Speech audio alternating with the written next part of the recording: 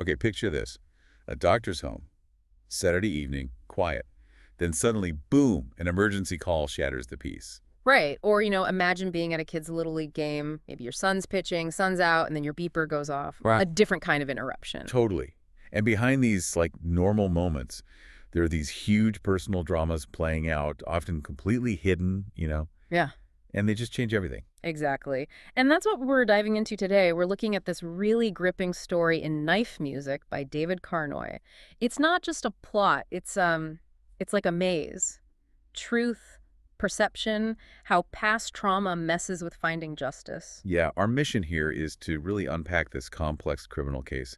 It starts with what looks like a tragic accident, but then it just spirals. An accusation comes out, and it could wreck this doctor's whole career, expose all the uncomfortable stuff in a community. We'll navigate these conflicting stories, try to get inside the heads of the main people involved, and hopefully uncover these sort of deleted scenes that change the whole picture. It's a deep dive that's definitely going to challenge you, make you look past the obvious, and see how much someone's personal history shapes how they see things. So, as we unpack all this, maybe keep this question in mind. How often do we make up our minds about something based on, well, incomplete info or our own biases?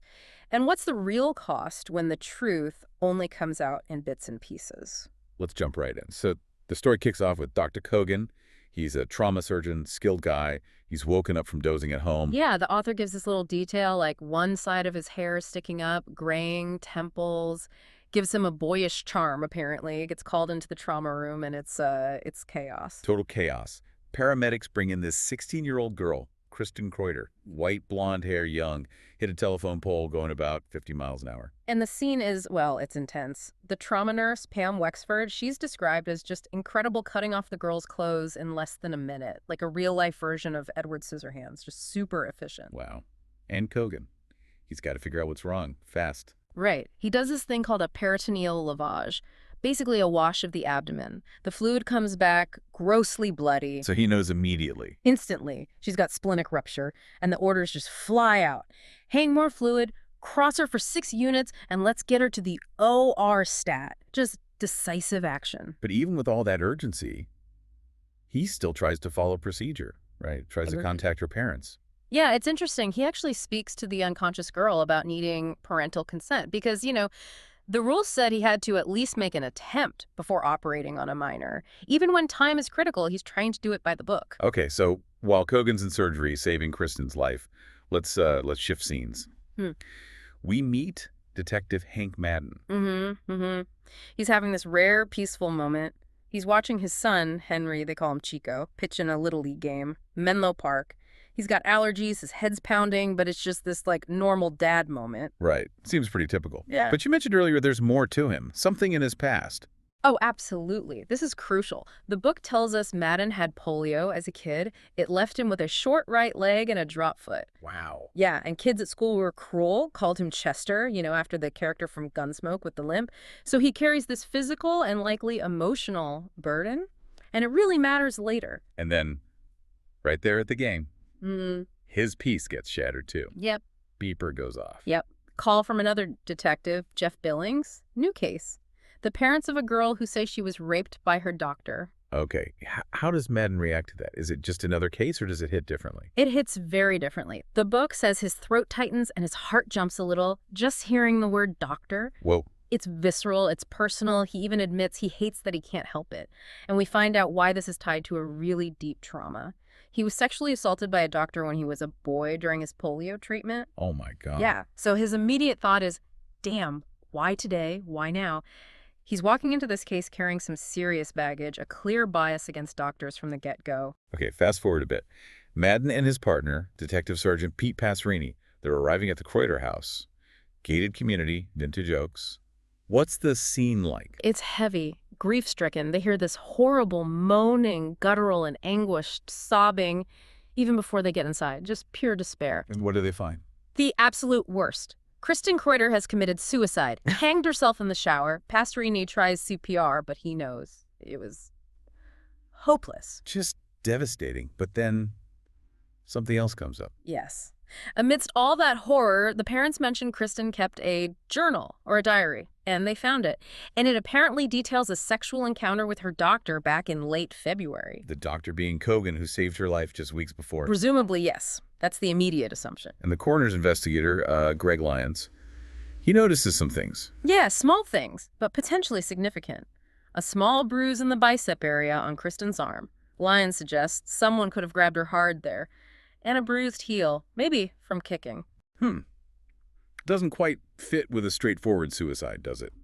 Raises some questions. Exactly. Little inconsistencies that just sort of hang there. Seeds of doubt, maybe. Okay, let's rewind a little bit back to Cogan's interactions with Kristen after the surgery. He saw her again in the hospital, right, with her friends? Yes, with her friend Carrie. Cogan thought both girls were pretty.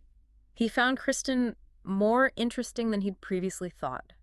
Noticed her ambition, this desire she had to expand her horizons, which resonated with him. And then he says something seemingly minor. Yeah, just a casual comment, a minor act of recognition. He mentions his next-door neighbor, this kid Josh Stein, also goes to her high school, Menlo Atherton.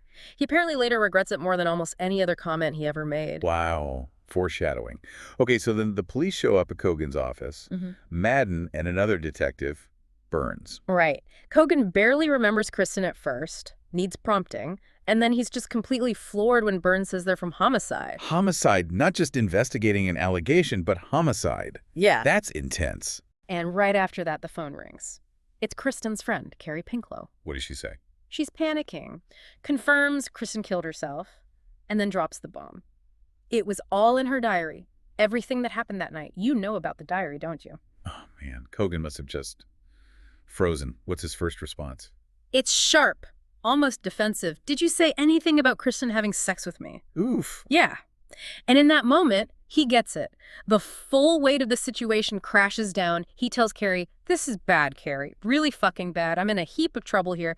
A huge heap. And it's my own goddamn fault. Just total realization. Self-blame. So what does he do? Who does he turn to? First, his friend and colleague, Dr. Howard Klein. Klein's known for his Dick Nar, like a radar for trouble and for compartmentalizing things. Even he's shocked at how serious this is. Cogan admits his incredibly poor judgment, letting Kristen stay over at his house that night. Okay, so he admits that much. Then what? Then he calls Carolyn Dupuis. She's an attorney he used to be involved with personally. He doesn't ask her to represent him directly, but asks her to recommend a good criminal lawyer. Tells her flat out, I'm about to be charged with having sex with a minor. And she knows Madden, the lead detective. She does. And this is where Madden's backstory becomes critical for Cogan's defense. Dupuis warns Cogan that Madden is, quote, not so keen on doctors. Because of the abuse incident. Exactly. She mentions it was even written about in the Mercury News. So the detective leading the case against him has this known public history of being abused by a physician. It sets this incredibly hostile tone right from the start. Talk about stacking the deck. Seriously. Dupuis lays out the legal nightmare for Cogan. There's likely probable cause for his arrest based on the diary alone, and potentially a manslaughter charge if they can prove the alleged sexual act, the initial injury, led directly to Kristen's suicide. The stakes are immense. Okay, let's talk about that diary. Initially, it seems like the key, right? Kristen's own words. What does it actually say? Well, it details her school life, teenage stuff. She mentions this sociological experiment, and she means sociological, run by Cogan's neighbor, Josh Stein, and his friends. It was some kind of popularity ranking program for all 2,500 kids at school. Wow. High school drama. Totally. And she observes her friend Carrie using her, quote, pretty big boobs to get the boys running the program to cooperate. Just observations about her world. And what about Cogan? How does she write about him? There's clearly a fascination. She admires his knife music, the stuff he plays in the OR, like Depeche Mode, Postal Service. She notes his very good memory and feels he understands her desire to expand my horizons, get out of California. And the night in question. The night at his house with Carrie. The diary recounts that visit, and crucially, she writes that she believes she willingly had sex with him, that she lost her virginity to him. Okay, so it seems pretty clear-cut from her perspective in her writing, but you said earlier it might be flawed, unreliable. How can her own diary be unreliable? Well, that's the really fascinating part, isn't it? Because even though it's her personal account, it reflects her perception, which might not be the objective truth. The source points out something interesting. She consciously chose to frame it as consensual because between that and admitting maybe nothing happened, consensual felt closer to some kind of truth she wanted to believe. So she might have been deluding herself Hmm. or shaping the narrative. It seems possible. And critically, the source notes she never wrote anything about visiting a clinic afterwards. That's a huge omission. It really makes you think about how memory, desire, and even trauma can twist our personal narratives, even the ones we write just for ourselves. While Cogan is trying to figure out what really happened and facing these charges, Madden's still investigating him, right? Oh, yeah, persistently. He's looking into things like this weird, menacing pizza that got delivered to Carrie's house. He suspects Cogan sent it to scare her. A menacing pizza. Yeah, apparently. Though Madden thinks it seems a little too creative for Cogan's style, which is an interesting observation. Meanwhile, Cogan isn't just sitting back. He starts his own investigation, desperate for these deleted scenes. Exactly. He needs answers. He goes to a free clinic in Palo Alto, shows Kristen's picture around. And bingo! Someone remembers a blonde girl matching her description coming in on February 18th, the day after the supposed incident at Cogan's house. And why was she there? For emergency contraception. But here's the kicker. She was also diagnosed with 2 STDs, trichomoniasis and chlamydia. Whoa, okay. That changes things significantly. Cogan must have realized immediately. Absolutely. That she couldn't have gotten those from him, assuming they hadn't had contact before that night. So he needs more info. He remembers that neighbor kid, Josh Stein. The one who ran the popularity program. Yeah. The comment he regretted. The very same. He gets Josh, who's apparently a bit of a hacker, to help him access student clinic records.